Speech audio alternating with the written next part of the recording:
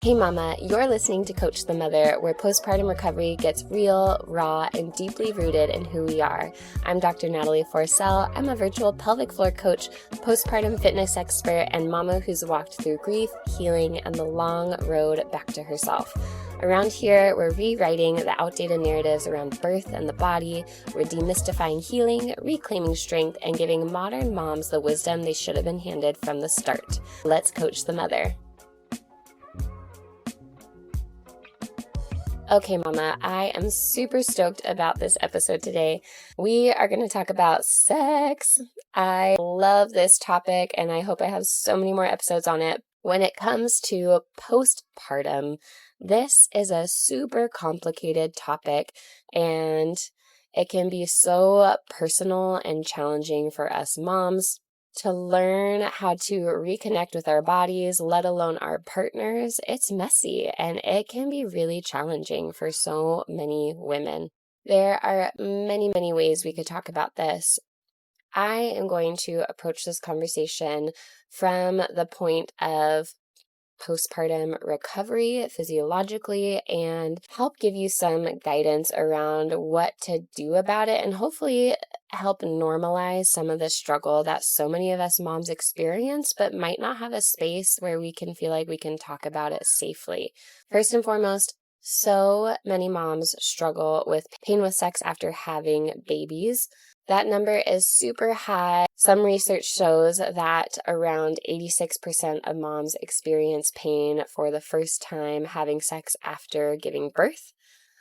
That is most of us. That is a lot of people. And if you've listened at any depth so far to my other podcasts, you know that I think the 6-week checkup is a hoax and is completely useless. What do they tell us about sex in that visit? The amount of crazy things I've heard OBs say from clients that I've worked with is really disheartening. Or even sometimes it's not just OBs, it's any birthing professional or healthcare provider that talks about pain with intimacy after having babies.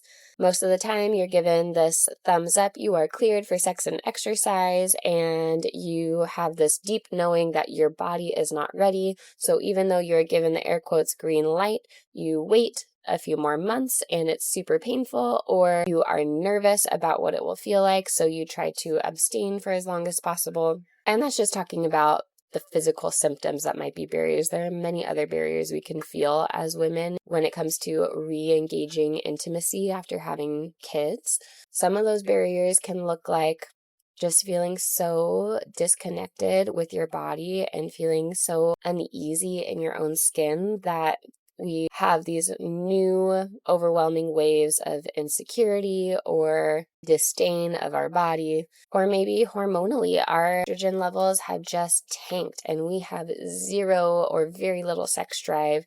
How we can at times feel guilty about that when our partners haven't been through these same body changes and they are so loving and so patient, but you just know that it would mean the world to them if you could re-engage the side of yourself and re-engage the side of your relationship. And whether or not they're saying anything about it, you can feel really uneasy inside of yourself for not being willing or able to engage in sex yet. And worst case scenario, sometimes we have partners that have no idea what this feels like, have very little empathy, and can be a little pushy about what their needs are without really having any insight or idea to how truly complicated this process is for us. I know myself personally, I've struggled with this so much in my relationship before I had babies, definitely after I had babies. But after my first birth, I really struggled with pain with sex. It just did not get better. From the earliest days, I would try to engage and it would just hurt so much we would have to stop. That happened for a few months, and over time, we tried to approach sex differently with a lot of different techniques and tools. And I got to a place where I could tolerate it, but it still didn't feel good and I couldn't enjoy it, couldn't orgasm. But I did it anyways because I loved my partner and I missed my partner and I wanted to engage. And I did struggle with that guilt of feeling like I wanted to be able to love and take care of my partner in a way that really mattered to me. It really did, but I just didn't have the interest or the desire to do that. And that's a whole nother personal story. But when it comes to physiological barriers, things that I work a lot with my moms are how to normalize that what they're feeling is happening and is not all in their heads. And there are lots of ways you could help yourself, because if you are really experiencing significant pain with sex, that is pelvic floor dysfunction. Don't ignore that. Trust your intuition. If you feel like something's off and it didn't used to feel this way, that's because you're right and your body needs help. It's giving you a sign that it needs some attention. There are women who have persistent chronic pain with sex after giving birth. Some research shows that 23% of women experience pain past 18 months postpartum. So that's a fourth of us who still have pain and dysfunction after 18 months. Sometimes I am skeptical about these numbers because I know how, whether or not it's interpersonally, these things can feel hard to discuss and talk about, or maybe culturally, there can be a lot of sensitivity around intimacy and sex that in my clinical experience, I wonder if it's even higher than that, but women just don't report it. Also, how many stories I have in my story bank of moms and clients who have said that they were told to drink a glass of wine or that they just needed to wait, it would get better eventually. Then why did I have a mom come to me who was 5 years postpartum, still having really painful sex just since having kids, that she and her partner stopped having sex years ago, and she finally wanted it to get better? I remember asking her, why now? I'm so sorry you've been struggling with this for so long, but how did you get here? Why are you finally starting to address this now if you've been dealing with it for years? And that's another hard part of walking alongside moms in this journey, in this postpartum journey, in this pelvic floor journey. It is a very emotional space, and that mom broke down with me and she started to cry just about how this is impacting her relationship and that she feels like she's at the end of her rope and she feels riddled with guilt and shame and she just doesn't want it to be this way anymore. I hear that and I ache with the stories that I've come across over my journey as a pelvic floor PT of the women who just have little to no information about how to help themselves. They struggle with things for months to years to decades, and they have such little support on what this sexual health, what this pelvic health actually looks like, and that there are solutions. So let's talk about some main barriers. We've talked about some of them. Number one, I'll say as a barrier to moms getting better is just lack of information and resources. Hello, podcast. That's why I'm here. Where can we look to find quality sources of information that feel safe, that feel encouraging, and that don't gaslight you about your issues and normalize them about all of these changes that we feel in our bodies? There are just not many resources out there. So share this with a friend. That's your cue. Another big barrier is just stigma. We as women often don't have a lot of conversations around sex. If you do, I love that for you. I'm so happy you have some of those safe spaces, but so many of us don't have places to talk openly about our sex life, about our sexuality, and because that's just our baseline, when things change drastically, we don't really have a community or a support system to help us navigate it. That can be due to other things like our religious upbringings, our cultural upbringings, and even if we do feel like we have friends or family that we do feel really safe to talk with people about these issues that we're having, sometimes it's just hard for us women to admit where we're at and be open and honest about it, whether we feel embarrassed or guilty or ashamed. There are other barriers that come into play when it comes to sex and intimacy after giving birth. Absolutely, hormones are involved. Estrogen is so important for female sexual arousal and physiologically for our tissues to function well in sex. When it comes to estrogen specifically, we'll stay there for a second. Estrogen is a really necessary hormone that helps keep your vulva and your vagina very plump and lubricated and moist. When our estrogen plummets, for a lot of us moms, if you have looked at your downstairs region, You might notice it looks different because it got really stretched out to accommodate baby, and outside of that, without adequate levels of estrogen, your labias can start to shrivel up and shrink a little bit. The tissue around your vulva and labias can get red, pink, irritated. They can feel really dry because your body is not able to self-lubricate because of our hormone depletion. All of that absolutely impacts intimacy and can be a huge barrier physiologically to the pain and discomfort. There's a lot more of physiological changes that we could go into, whether that's pelvic floor dysfunction, you have tightness after your birth, or weakness. If your pelvic floor is too tight, your muscles are guarding and cramping, so any type of touch or insertion can be really painful, at whether that's shallow and superficially or deeper insertion. If our pelvic floor tone is too tight, there are many ways you can help yourself address that issue. If your pelvic floor is too weak and your muscles just can't activate right now because of everything that you went through with your birth, your pelvic floor muscles are really helpful and necessary to orgasm. You need to have a solid base of firm muscles to be able to enjoy an orgasm. There's a lot of muscle involvement in orgasming. So, list of physiological changes that happen after birth are a lot. And then there are other things like sleep deprivation and stress. All of those can impact your hormones, but they can also super tank your desire and your arousal.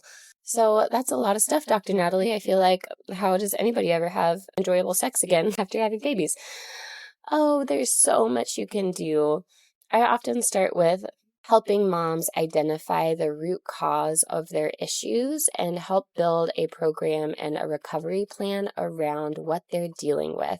So with my one-on-one clients, we get in the weeds here and we talk about what they are feeling in their bodies, what they think some of their barriers are, and then we build a plan to help improve their sex life, improve their sexual health and function.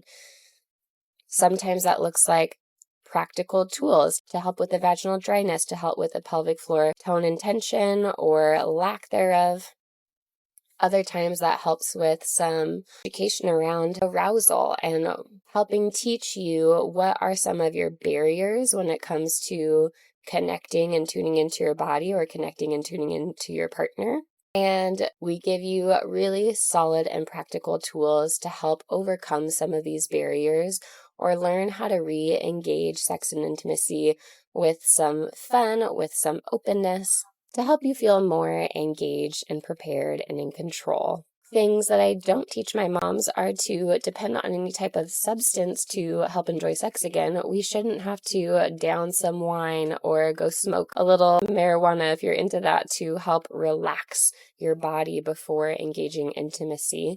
We shouldn't be stuck in fear and abstain from having sex because we are feeling so uncomfortable in our bodies, so insecure, so unfamiliar, so guilty or ashamed. Helping moms improve their sexual health postpartum is a very dynamic and personal journey that I love to walk alongside them because I've been there too. I have been the mom that really struggled with sex and intimacy. I've been the mom that felt alone and didn't have a safe space to go and talk about it. I've been the mom who tried and failed and struggled to help myself feel better and suffered with that disconnection for months after giving birth. And I remember the toll that took on my sense of self and my relationship. My partner, I love him so much. He was definitely in the camp of, I love you and you take care of you, you do whatever you need to do. But I felt the pain of that disconnection between us, and I felt the heaviness of just leaving him high and dry for months at a time. So what recovery and support looks like is being able to have support and guidance from a professional who has the physical tools that you need to help you identify the root causes of where these problems are coming from, and then to give you actionable and practical tools to heal your pelvic floor and to heal the relationship with your body. So your doctor cleared you for sex, but you don't feel ready. What can you do to feel more ready? seek help, seek guidance. If you feel like you've been trying to figure it out on your own and it's not working, it's okay to ask for help. If I were to give you a few nuggets of some things that have worked for my clients, it sounds so simple, Mama, but some of the first things that I do with my clients is to help them reflect on what their expectations are of sex and maybe what their previous experience and relationship with their body looked like. What did sex and intimacy used to look like for you? And are you currently trying to measure where you're at now to where you have been? If that's the case, we need to help set a new foundation of openness and curiosity to be able to engage your body with where it's at now, not where it was 6 to 12 months ago. One of my favorite homework exercises that I give for my clients on some of these first few days of helping them their sexual health journey is to get a mirror and to look at your vulva and just say hi, to observe. Sometimes we really avoid looking at that area of our body just because everything that it went through, and maybe we don't really have much of a connection to our downstairs region in general before having babies. But now that you've had a baby, so many times I've heard moms say like, oh, Dr. Natalie, I don't want to do that. And I get it, I super do. But my first piece of homework that I give those moms is to get a mirror or something, look at their vulva, and find 3 neutral or positive observations about your vulva. If that's maybe a change that you notice of it looks a little darker, or one side looks longer, one labia looks longer than the other. Whatever it is, you can use comparative language like shorter, longer, darker, wider, whatever. But really work as hard as you can not to use any negative language around this area of your body. Just reacquaint yourself with what your vulva looks like now and demystify it for yourself. Sometimes we can have so many insecurities around what it looks like and that it's changed or it looks different, and what will my partner think about it, or what does it look like from the outside. So you take a turn and you see it for yourself. Again, the point is to reconnect with your body and to demystify this region of your body that has done so many things for you and is a very sacred space. So you can start to reconnect and heal from the outside in. There's so much more I could talk about on this topic. I love it so much, but I am so glad you're here. If you found any of this useful, please share it with a mama friend you think would love to hear it. And I do work with moms around painful sex, returning to intimacy in my postpartum recovery program. This is my 4-phase healing program that I built from the ground up through all of my clinical training and research.